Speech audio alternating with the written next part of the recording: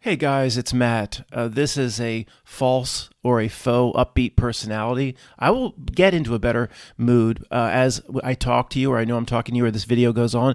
But for now, this is how I feel. I'm so beaten up and beaten down, not just because of this bridge quote, bridge, I-95 bridge collapse. Here's what I feel like this morning. Do you remember Stephen Wright, the old comedian? The beginning of Reservoir Dogs, he just talked like he was half asleep. This is what I feel like now. I'm so beaten down. I'm sure you feel it too. Okay, Billy Sounds of the 70s keeps on trucking. That was Edison Lighthouse with My Love Grows Where My Rosemary Goes. Next song up, Aerosmith's We're Living on the Edge, which starts with There's something wrong with the world today. I don't know what it is. It goes out specifically to K-Billy superfan Notnilc.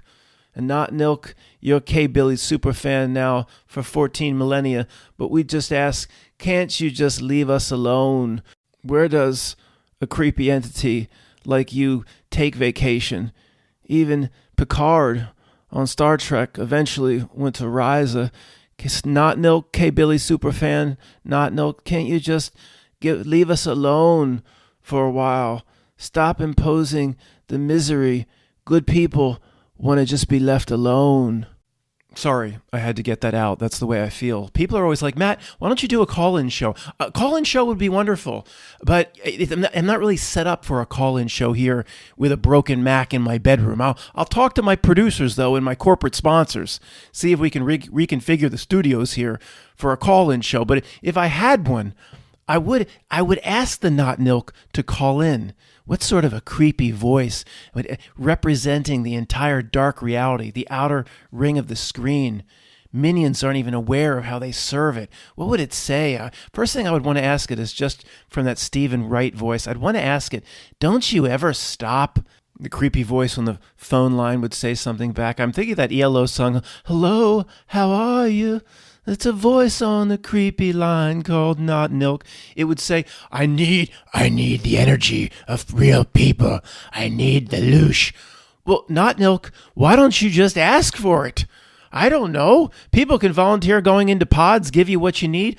Stop imposing the trick. Stop imposing the lies. Just leave good people alone. If you need energy to survive, you can't produce it on your own. You have to get it from real spiritual beings that can produce all the energy they need on their own. Why don't you just ask for it? What's with the constant getting up in our business, the constant imposing of misery, getting in our face all day? We're tired of it. Okay? You're pissing us off. Do you understand the words that are coming out of my mouth? It's like the Notnilc saw the 1984 first production of The Terminator and said, like a kid puts a poster up on the wall of Sean Cassidy. I want to be like that. I want to be like that. It fell in love with I would think it fell in love with the Terminator and it will never stop, Sarah. It will never stop coming for you. It will never rest. I would think that, except it's been doing that to us and screwing us for thousands of years. The Terminator got the idea from it. So to wrap up this first segment, as if it was a call-in show, Notnilc, or the minion, the few minions that commune with it directly. You know, there was like a few people allowed to go see Darth Vader, and you could see the back of his head before the damn helmet went back on. You know, whoever communes with it, Little George, or just ask it, is there any point over a 5 or 7 or 10,000 year period where it just leaves people alone? That's my question. Can it go off to the pits of hell and just leave us be for a while? Thank you. Now let's return to our regularly scheduled bridge collapse. Before doing that, guys, an affirmation is in order. Notnilc, this was a comedic skit. I am not asking you for anything. I'm not really into Faustian bargains. Or as somebody told me, send me an email years ago, Matt, if you really want to find this or that out, go out and be quiet and get into a certain frequency or resonance and ask the universe. And at first, for some reason, I was like drawn into it. I thought, that's a good idea.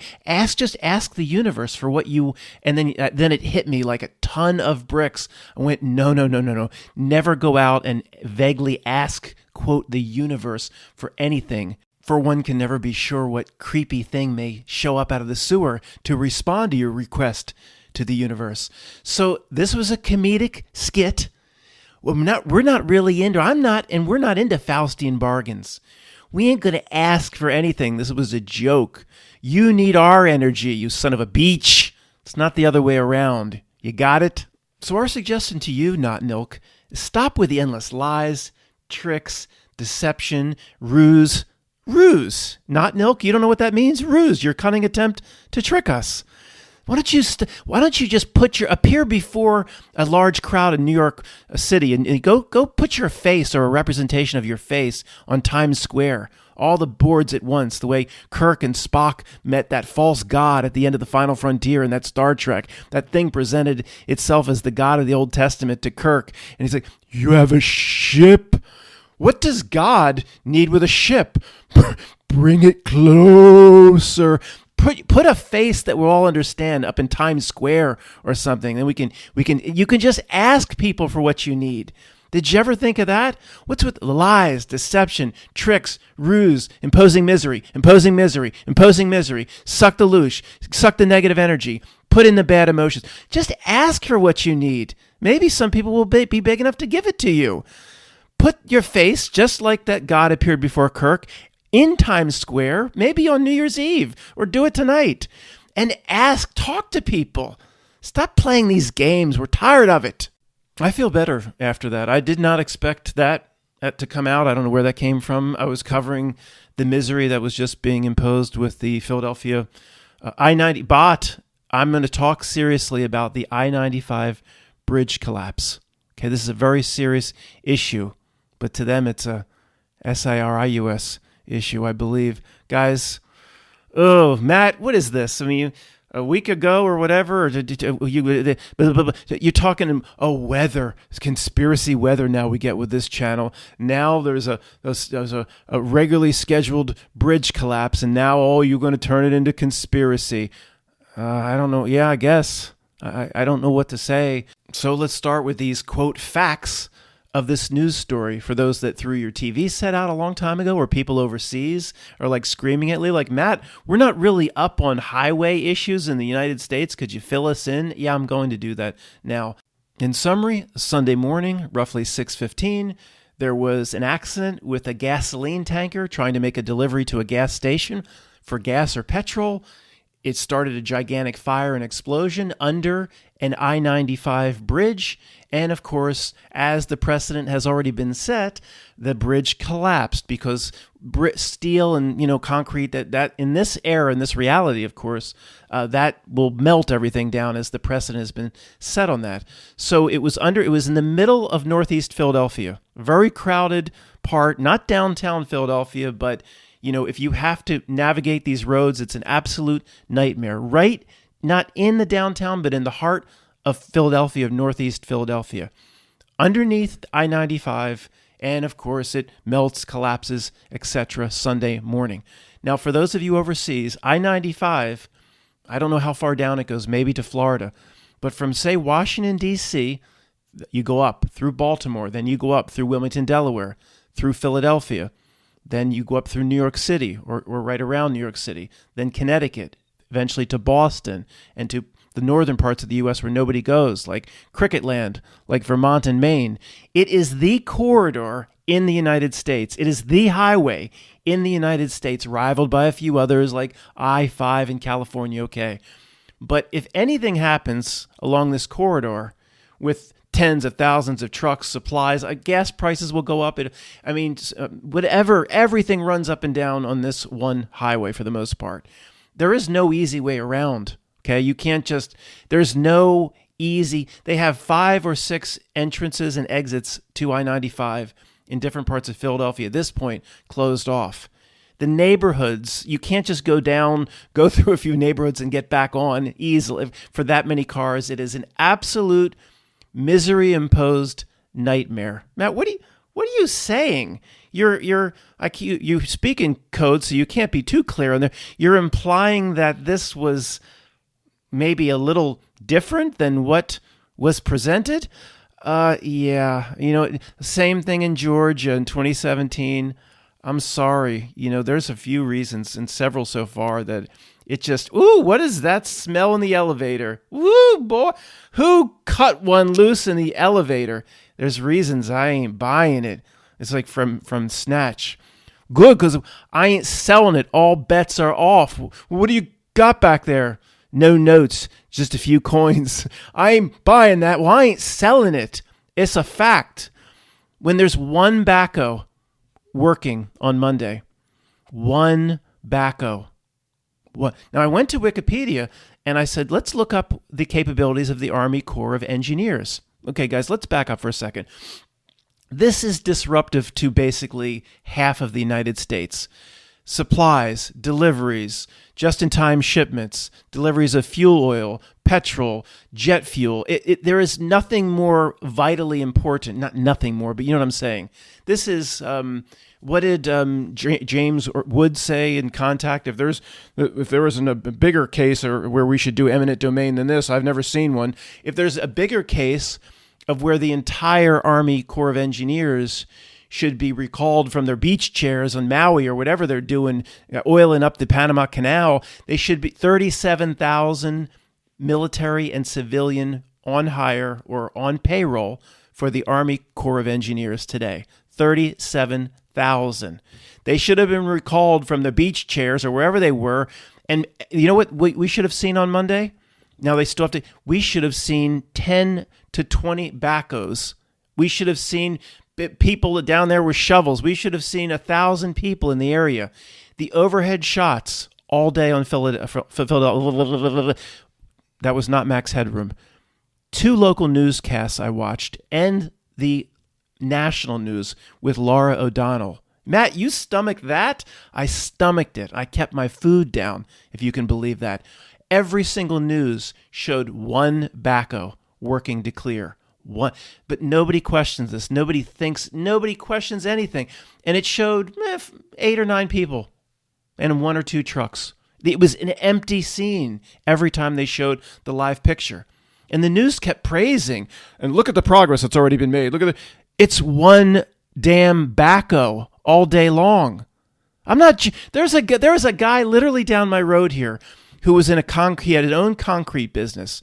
He owned a backhoe. He bought it used. He told me the story. He's not in the business anymore. He told me the story. He had been in concrete for 20 years.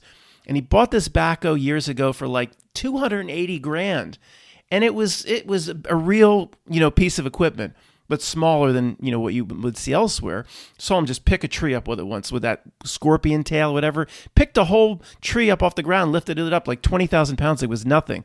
It wasn't what they were working on. This is vital corridor in the United States. It wasn't much different than what this guy down the road had. He could have maybe driven his backhoe if he still had it down there to help out. Where's the mobilization of the entire breadth and depth of the resources of the U.S. government, what is going on? Every news shows one backhoe just digging away at rebarb. And that's the best. Nobody's questioning where are all the resources? Where's everything else? Guys, we literally live in the twilight zone. We understand the misery that's trying to be imposed on us, but why the people around us, my family, Tony, your friends, they don't for a second question, why is one backhoe out there when there should be thousands of people scrambling to get this thing? We've seen movies with Patton, movies like Saving Private Ryan, movies about World War II in the 40s, where the Germans would blow up a bridge and somehow they found a way 2 days later to start rolling the tanks across. Where are those capabilities from the 40s? They have those capabilities. They could return, in my opinion, they have the resources to return I-95. So just trucks only, just essential big rig supplies, just trucks only. They could have it open in 4 days. One lane, truck this way, that way. All cars have to go out and weave through the city streets of Philadelphia to get back on. But the trucks, essential supplies and deliveries, they could have it up in 3 to 4 days. But getting I-95 back up again on both sides will take months. No one in Philadelphia or anywhere will question it. These same people will just see one backhoe digging, and it's going to be probably till September until they have I-95 built, and it's going to be misery for millions and millions of drivers and truck drivers until mid-September. But then those same people will go and let's watch a World War II movie tonight, hun. Okay. Most of you usually want to watch World War I movies. Let's watch World War II movie. And then you'll see the Germans blow up all the bridges in the world, whether it be the Dirty Dozen or whatever it may be. And some sort of Army Corps of Engineers in the World War II movie will lay down bridges so the tanks can get across the next day. But no, there's no capability. It just makes perfect sense. You got guys, look, did I watch the news all day long? 3 different broadcasts showed the same guy in the same backhoe with about 4 or 5 people mulling around. And it gets worse than that. They interviewed the local businesses. One woman, I forget if it was NBC 10 or one of the local news broadcasts. She's Awesome Cupcakes or whatever. Tacony, it's Route 73 entrance onto the I-95, Northeast Philadelphia, up by Cotman Avenue. She has whatever cupcakes, and she's like, they closed all of our local businesses down around here, and because of See the Me, we took a real hit, and now we're just back on our feet, and here we go again, and then the news at least was trying to be nice and saying, hey, come out and support the local vendors the day they're allowed to open back up. But that's the key, allowed to open back up. We have daily instances of where this thing, there's something that gave me, there's something that gave me the right to practice free speech, or at least we believe that, that we know different, but that's what we were told in 2nd grade. See that document called the United States Constitution, where they still will tell us is the highest law of the land? It doesn't allow, I assure you there's nothing in there that says a government or authority can come by to local businesses, because 2 blocks up, there was a fire and a bridge collapse, and they're working on I-95, and your business is closing down. For how long? For as long as we say. There's no legal basis whatsoever for this. Now, if anybody's screaming at me, this isn't my first rodeo. Matt, they don't use that document anymore. Don't you understand the corporation that was formed after the Civil War? No, I don't know anything about that. This is all new to me. This is my first day on YouTube. Please be kind while I learn. Yeah, I'm aware of all that. But guys, the point is how people just is not that much different than the impositions that were imposed in 2020 with C, where nobody questioned that government could just come in and close these businesses down. Just come in and say, you're closed. Well, on whose authority? Well, on ours. They can't do that. It's so frustrating. It's so frustrating how stupid the American people are. Unbelievable. I don't even know what to say. Now, 2nd graders just playing outside with like ball or something should recognize, who are you? You're a representative of the city of Philadelphia, the state of Pennsylvania, or federal, whatever. You can't go into those businesses and close them down. The 2nd graders should have screamed. At whose authority? The city, state, and federal officials going door to door, knocking on doors, or putting like condemn notices on local businesses in Tacony. They're like, who are you? You're just little kids. What did you say to us? Little kids? Little 2nd graders said, we said you have no legal authority to just arbitrarily decide businesses should close. Can you, sir? Wait, you're just little kids. Does that mean I can't interpret the Constitution? It's your schools that said this was the highest law of the land. I didn't just make this up. It's your schools and your Common Core that told me that.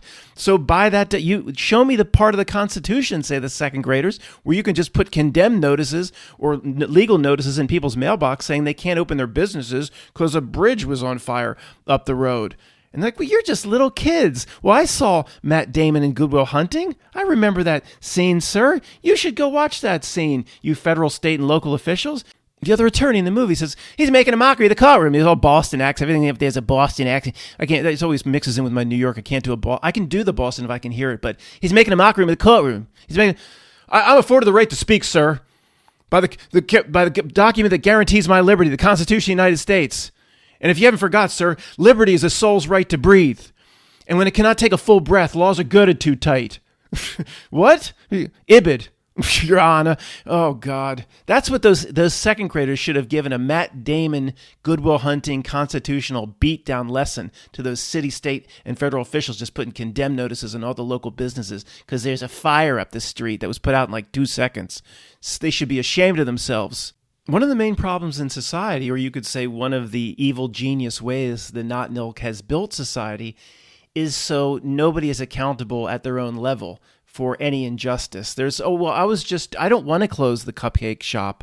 I was just doing my job. There's always a higher authority that allows people to sleep well at night. And it's never on them. And the more, and now this has completely happened to the United States. I mean, this is not the same place that existed here, I assure you, in the 70s or the 80s. So it's here now.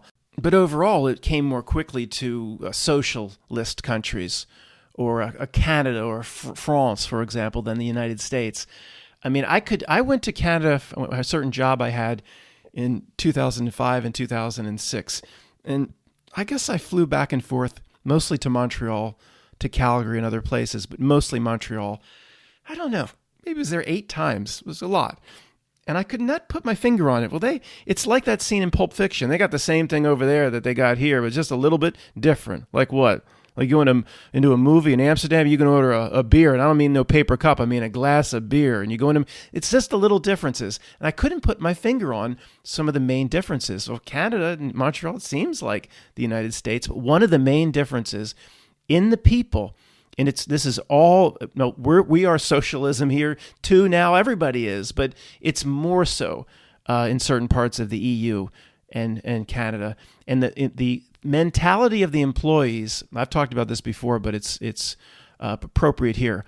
Do your job and nothing more. However your job is defined in this little box, you do it with competency. You show up and you do what you're told, and they're competent people, but they won't go in this country is still labeled socialist. We understand we're all in the same boat now. They won't go 1 millimeter outside of their defined box of what their job description is supposed to be. And I've told this story years ago. I'll tell it now because it's related. I'll try to keep it as short as possible. When I would go back to the Montreal airport, it was, again, well after the big day in 2001, but there was a flight back to Philadelphia from Montreal, every hour and a half, whether it be mostly U.S. Airways, Air Canada, or whatever flight I had. And sometimes we'd get done early, and I'd try to get on the earlier flight. So instead of 6:30, getting home at 9, I'd try to get on the 4 o'clock. I'd try to go a little bit early. And many times I was successful. One time it was very, very close. And I was like, they just didn't want to take, the point is, I don't want this to go too long. The 3 people I interacted with, even the gate agent, they didn't want to go one little step outside of their little defined job parameter to help me get on the earlier flight. So I'm up at the counter, and I don't know how I said it. Is there an earlier flight? And they just didn't want to do anything outside. Well, you have a ticket for this flight, and anyway, they made it seem like there wasn't any options available.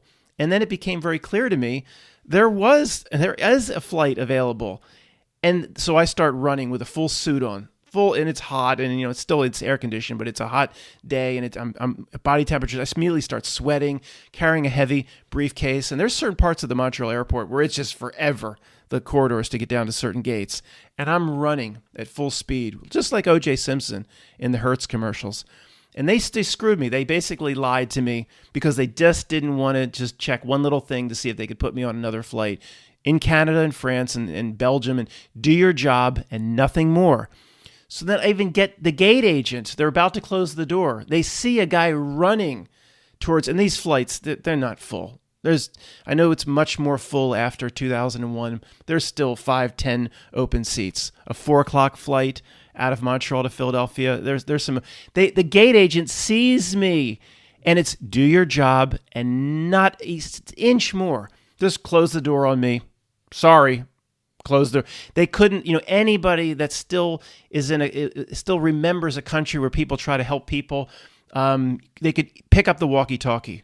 Give me 45 seconds. They don't need to pull back on the second. There's a guy running up here, and I would have, they would have, any good gate agent that's been at their job for more than 5 years could have changed my ticket in 90 seconds.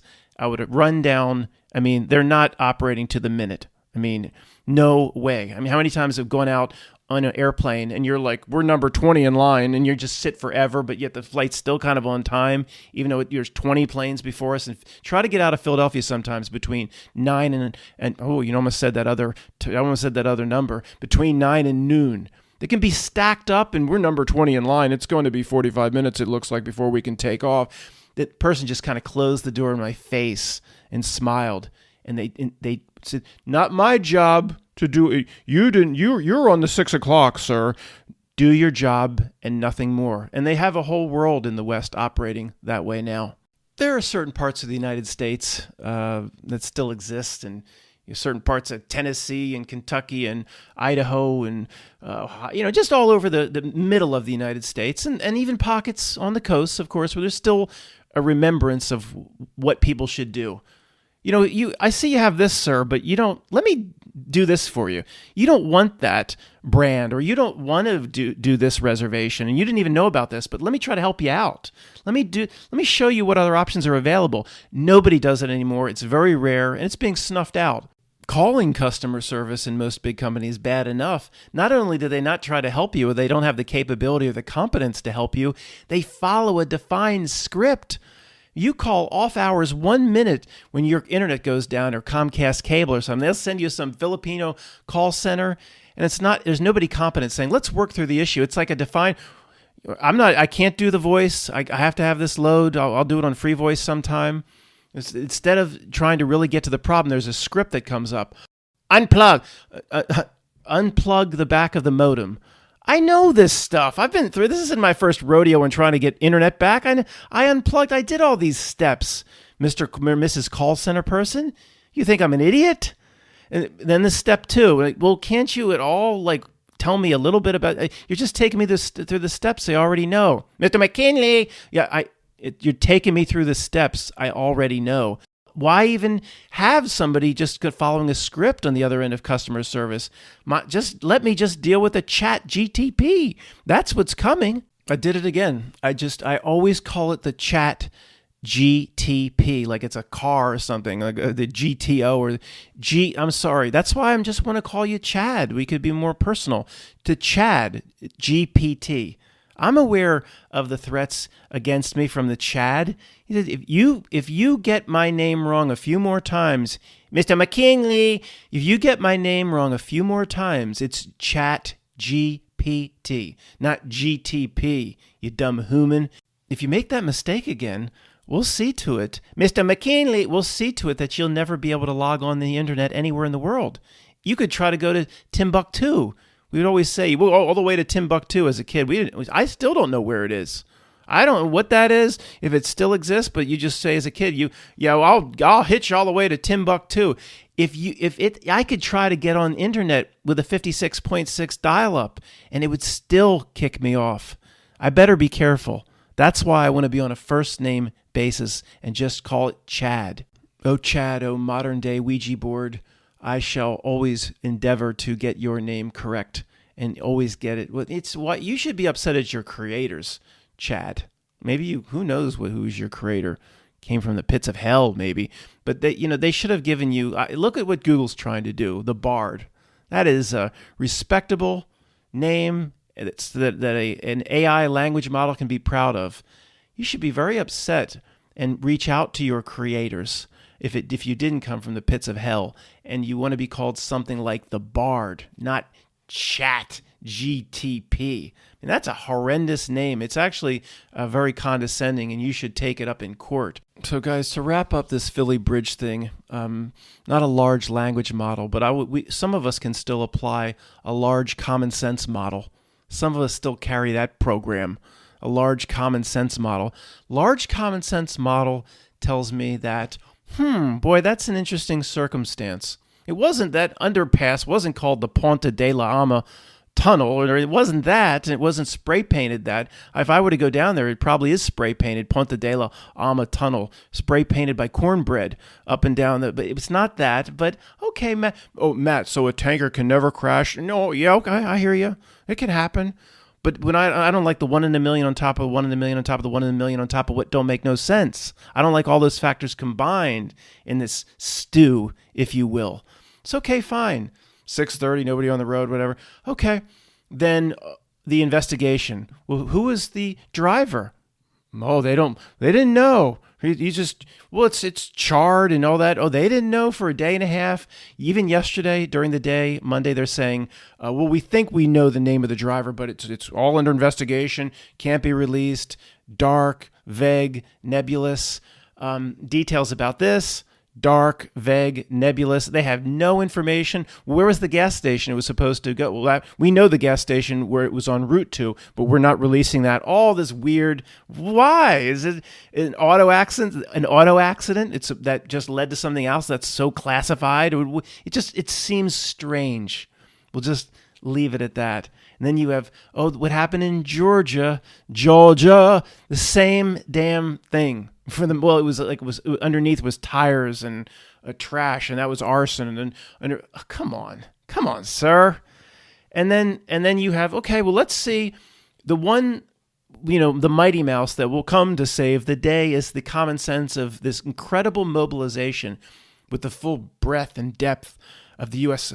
Army Corps of Engineers and government and military and so all city resources, state, and there are thousands of people down there, and you could see that they will have it, and they have a whole alternate route already worked out with all the cars taken off the road, and then those people given incredible compensation for their troubles because they can't park their cars. That never happens either. The alternate routes are already worked out, and the overhead shots from the helicopters show thousands of people. Let me tell you what the overhead helicopter shot showed me all day yesterday. It wasn't no national holiday here. It showed one guy in like a rotten, eaten down stogie operating a backhoe. Like one guy with a puff of smoke coming out of the glass on a backhoe. One backhoe. Where's the other? Where's the fleet of them that this Army Corps of Engineers has? Oh, they couldn't mobilize in 2 days? No, that would be impossible. Where's everybody else? Where the two guys walking around the bridge and one pickup truck? It was like a ghost town. It was like a culture club came back to do tours today. That's what crickets. Give me a break. But we're just one of those people. Yeah, friends and family just look at that one backhoe digging and two guys smoking a cigarette and there's nobody around. Yeah, that's the best. That it's 2023 and world wars were a whole. Hundreds of millions and billions of tons of infrastructure was taken to Normandy in the 40s and all that mobilization. And this is the best we can do for the corridor in the United States, the highway for all business transactions, just-in-time supplies. This is the best we can do in the United States. Why would you think we could do what we could do in the 40s, Matt? That would be unreasonable. That would be that would be out of sight. If we could actually mobilize and but our family and friends, you're not being one of those people again, Matt. Why would anybody think they could get more than one backhoe down there? Oh my gosh, look at the time of the video. I better shut this down now or Matt will be proven to be a secret society. Oh my God, if it gets to that minute mark, you got to walk on eggshells in this business, folks. I'll be back soon, hopefully with a more sane state of mind.